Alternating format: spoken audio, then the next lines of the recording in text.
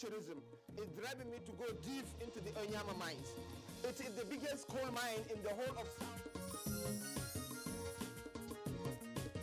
Well, the coronation of the new Oni is a watershed in the history of the Yoruba land generally, and Ife in particular. Now, because they have a leader now, that will... Simply put, Gura is a beautiful countryside with awesome landscapes. If something differently would be done to the Nigerian textile industries, that our youth will be employed.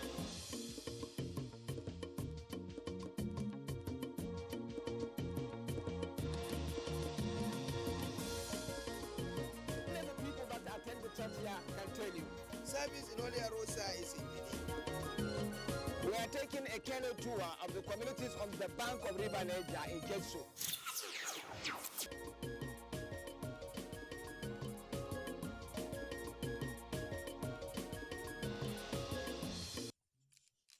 In my travels across this country, I have come across some epic environments that have value in beauty and are significant for the survival of the people. Coming into contact with them is a function of that relentless will to link up with the societies with a rare story to tell.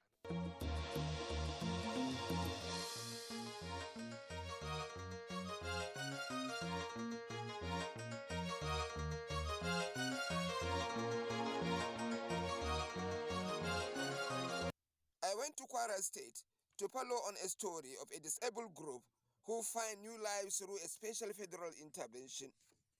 Prior to the intervention, they were a group in this area without definite means of livelihood. They got a federal grant and started life as cassava processors, and what a life it turned out to be for them.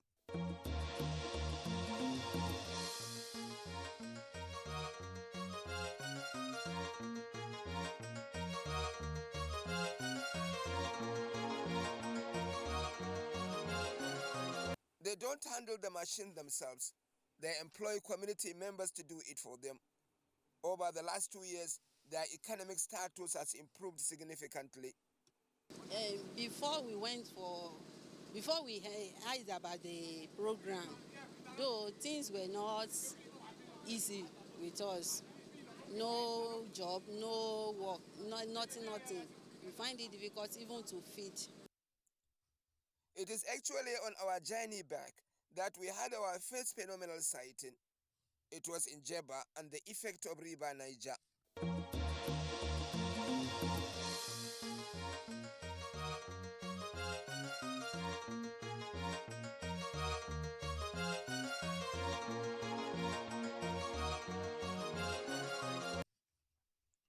The sight of River Niger slicing through Jeba is a gripping spectacle. It is a stop for the postage stamp. Personally, I could pay to have a view of this environment, how it practically skewed Jeba into 3 distinct settlements. The people fish here and do their travels all year round. From another perspective, the trajectory of the river through the foot of an extensive mountain is just breathtaking. Generally, the river around Jeba's Rokainji is classified as national asset and is under heavy surveillance and protection. Kayenjo Hydroelectric Power Station is not far away from Jeba, and around the Jeba area is a dam which serves as a source of water supply and irrigation to over 30 contiguous communities.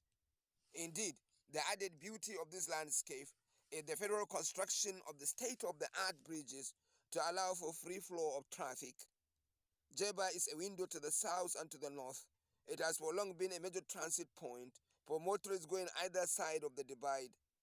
Jeba is also home to the graveside of Mongo Park. Generally, Jeba is a rare tourism site that not many Nigerians know it exists. River Niger is actually nomadic. If you travel across Nigeria, you routinely come across it in amazing landscapes. This is another of its trajectory in Kogi State as it heads southeast to the Atlantic.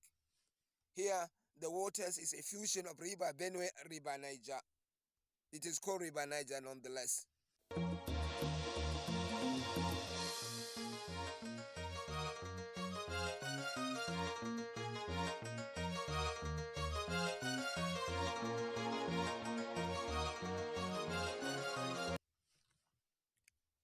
As it was in the case of Jaba, it was the case here in Niger Bridge in Kogi State too.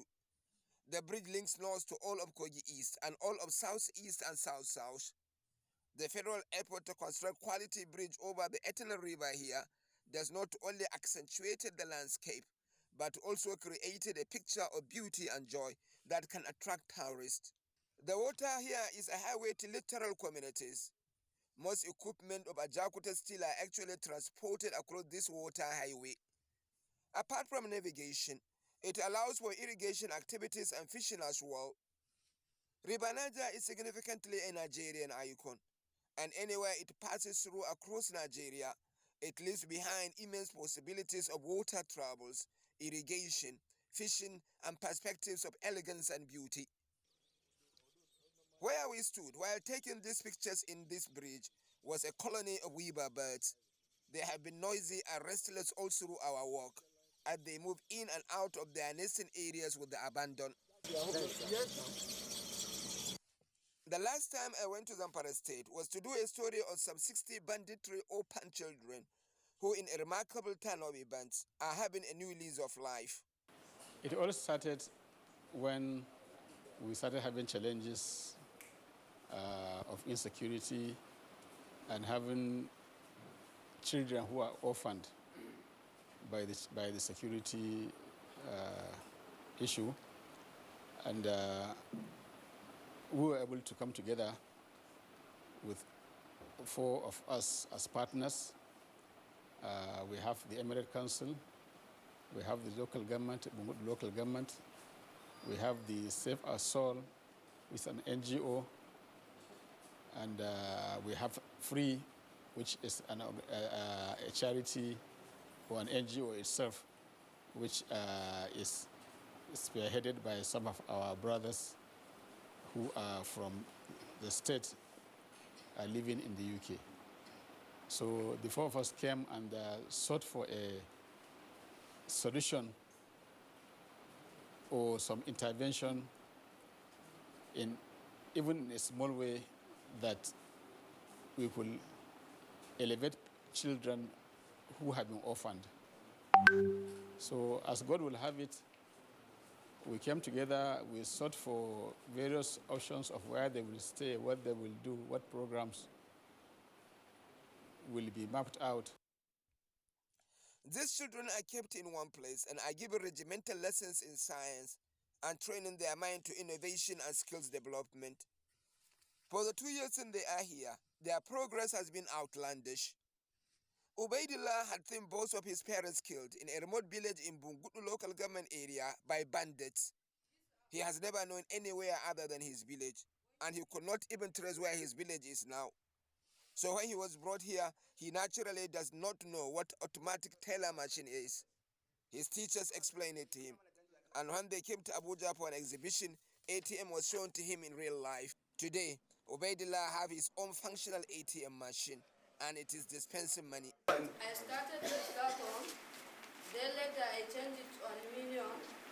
I used the locally sourced materials, which is an motor, battery, and other materials.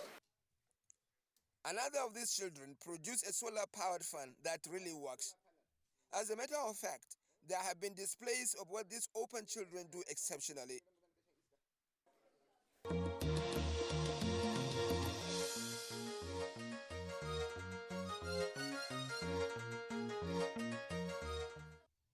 As we moved out of Bungudu to Gusau on our way to Abuja, we ran into yet another unique environment that is virtually the symbol of Zamfara State. It is Dutsen Kwatarkwashi, an extensive mountain chain that has been supporting life for centuries. It is a conspicuous and intimidating presence for anybody coming to Gusau Road from Daria. Tons of communities found settlements on its foot. Its peak has been supporting settlements and livelihoods too. Scholars say internecine walls were put on the mountain tops during especially the Hausa wars of the 18th and 19th centuries. It has seen migrations of people from across all of Hausaland and beyond too. The scholars speak of evidences of these upheavals and movements at the mountain tops. Evidently, however, the mountains still support lives on a large scale. Unlike the other environments, It is a real tourism site and a rich story to be unearthed. In Taraba State, there were a community that were said to be recently discovered.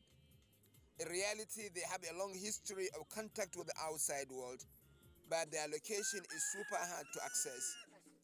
They are the people of Sonkurun Gada in Gada development area. They are mountain dwellers, and even with the magic, you need nothing short of 10 hours to access them from Jalingo, and their distance is not beyond 200 kilometers. We tried to access the area to be witnesses to a foundation school that was built for them by the federal government. We had a fair weather, sailing from Bali going to the next village, where we abandoned the comfort and safety of our vehicles to join motorcycles. You don't access Sonkurungada by motor. Motorcycles are the main source of transportation. To access Sonkurun, you have to cling to a motorcycle for 6 hours through a terrain that is unpredictable. It is not like there is a clear charted route to the area. Motorcyclists rely on their good judgment. The terrain is narrow and jagged. More than that, you can see yourself immediately going downhill under very precarious condition. And by the next minute, you are climbing a steep hill, rocky and rugged. Any misadventure here, a man is doomed. The motorcyclists are a master of the train, however. They keep negotiating the train in high speed like it was an expressway.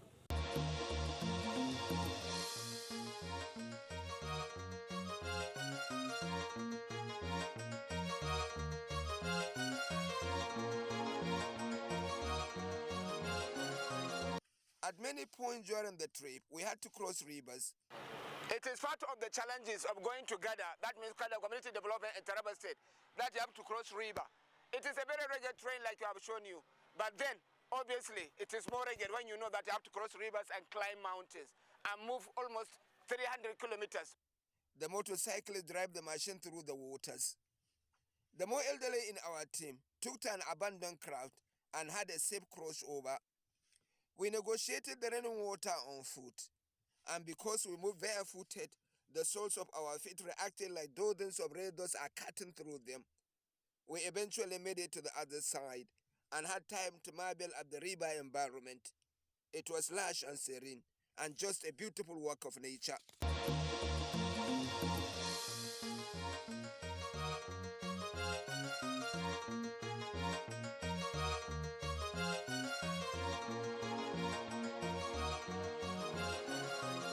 We rejoined our motorcycle and moved on, resolved on accessing Sonkurungada. Eventually we arrived after a 6 hours trip on a motorcycle. We arrived late. The school was not in session, but it was there.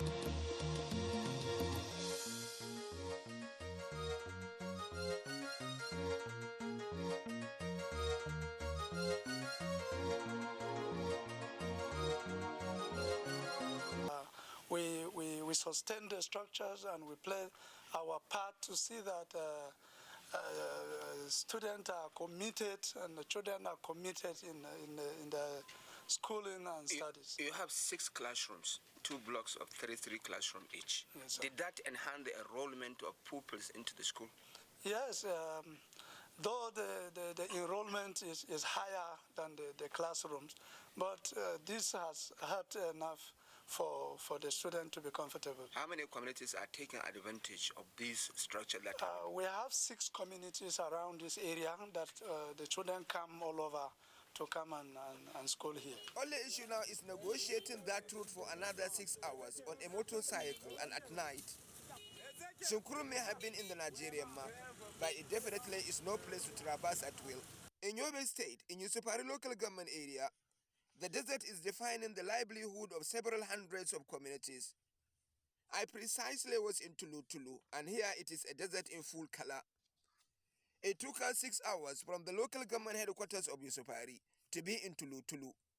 There is no defined path. We access the area by continually asking the locals on our way. As we moved, we encountered several defining graphics of the desert. Isolated houses, few movements, and the preponderance of acacia trees where vegetations exist. Otherwise, the desert can be threadbare. One of nature's artwork is the evolution of oases in the desert. There are tens of them. We ran into one along the way. Tulo is unique. It is an area that is covered by desert. And then incidentally, in a desert, you get oases. Now, these oases are source of livelihood to many communities that are living around those areas, especially in the Spari area. Now, you know what? The oases allow them to do their irrigation farming. It allows them to harness potassium in various qualities. Like in this place, you can see the potassium. Then you also have shrubs. Not only shrubs, you also have trees that will grow up that will not only give you shelter, but they also provide you with food, like the date farms we have. But then incidentally, maybe because of climate change, maybe because of the changing in times, many of these oases are drying up. In fact, in the classification of oases, this is a dead oasis. Gone were the time when these oases provide water for the livestock, when the people harness it for their potassium, and when the people use the water inside to do their irrigation farming. There are actually three kinds of oases, and you can have the perspective of one here. It is cycled by palm vegetation. Initially, this oasis is an active oasis. You know, oasis classified into three: web, active oasis, semi-active oasis, and dead oasis. The active oasis is one that possesses all the water inside the oasis, and the water table is very shallow. You can access the water the more you dig small, and people, they are doing irrigations in that oasis. Still, they are assessing or harnessing potash. They can sell it for their livelihood. Also, they can after the irrigation, still during the rainy season, still they embark their selling on rainy, what do you call it? The farming system during rainy season. So, as the result of this, their economic aspect is promoted. They do get outcome from this oasis. So, because of these other encouragements, gradually the fertility and productivity of the soil has been declined, and the yield at the end of their harvest is low. They cannot support them to survive. Many of the oases are now reminders of what they have been. Even the natural potassium content found in the oases are no longer crisp and marketable. Clearly, however, they are part of the adornment of the desert. We moved to Tulu, where we came face to face with the desert moons. The dwellers of the area have made the desert a highway. They move freely with their motorcycles and ox-driven carts.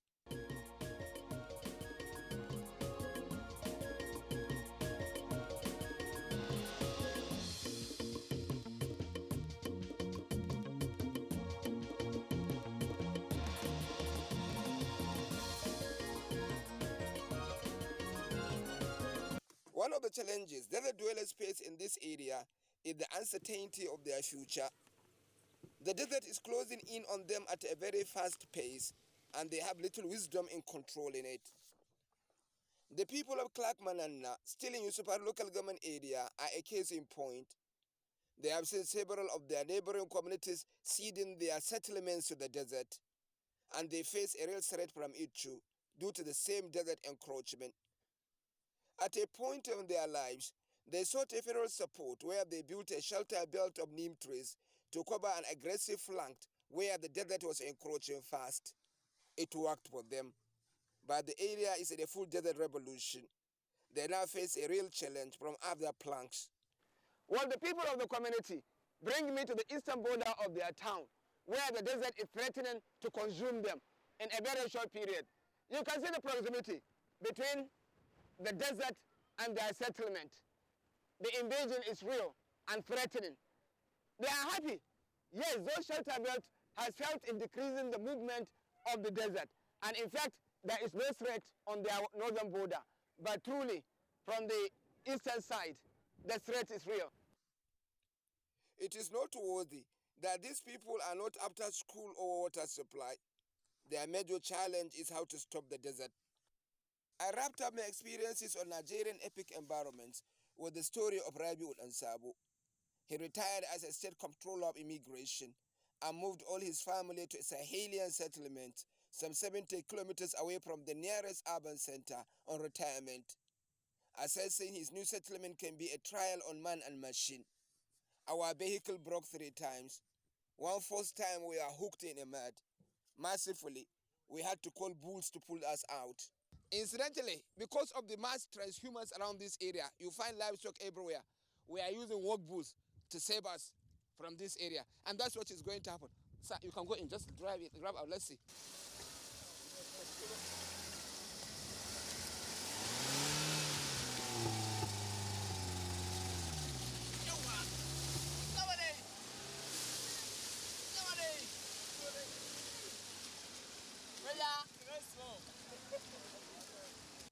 Eventually, we arrive at El Sabo's new environment.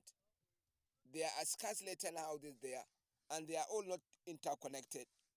Here, El Sabo built a green wall surrounded by nature. Amazing, you will say, for a man who retired as a self-controller of immigration. I don't use AC. I don't use fan. It's natural. When you have a habitat like this, you have trees, you have things like gum arabic, even without getting economic benefit from it, then you gain from nature. One of the wonders of Ansabo is his ability to grow extensive plantation and notice virtually an arid zone. The Sahelian region is not as poor as that. That is politics. The Sahelian region is one of the best regions because it gives you the best agriculture, more than the forest region. More than the forest region, you know. Explain yourself. Yes, because you see, so many people are making mistakes. They think that when there is a lot of rain, then there is production. Then you have a good harvest. That is to us, experienced farmers, it's not like that. Like last year, we had a lot of rain, and we lost a lot. In this farm, I lost over 3 million. Ansabo is actually a thinker, a philosopher who lives by his book of philosophy. He has reparation ideas about climate change, environmental degradation, and desert encroachment. Sometimes our own problem is that people think that government, everything is politicized. Government is part of us. Government is part of us. We have to know everybody, the planet, on this planet, everybody is located where God wants him to be located. And when you are located, you will be located with the right paraparania there.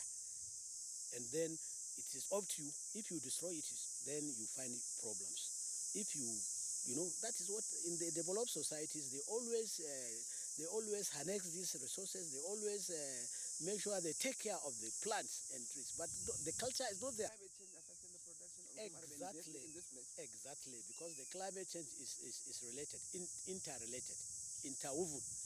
If we are cutting trees, the climate will be hot, simple and clear. You don't need to be a scientist to know. A layman can know. When you don't have trees here will be hot. And you find difficult even to sleep in the night. And many other things will come over again, including disease. The trees are contributing a lot. They provide oxygen, the carbon dioxide will go and then refine it and all this. I'm not a scientist, but this is simple. Everywhere, if there is tree, then it means there is protection. Okay. Ansabo is living his life peacefully here, surrounded by what he cherishes and finds fulfillment in. A significant case study in the immense possibilities Nigerian exotic environments offer.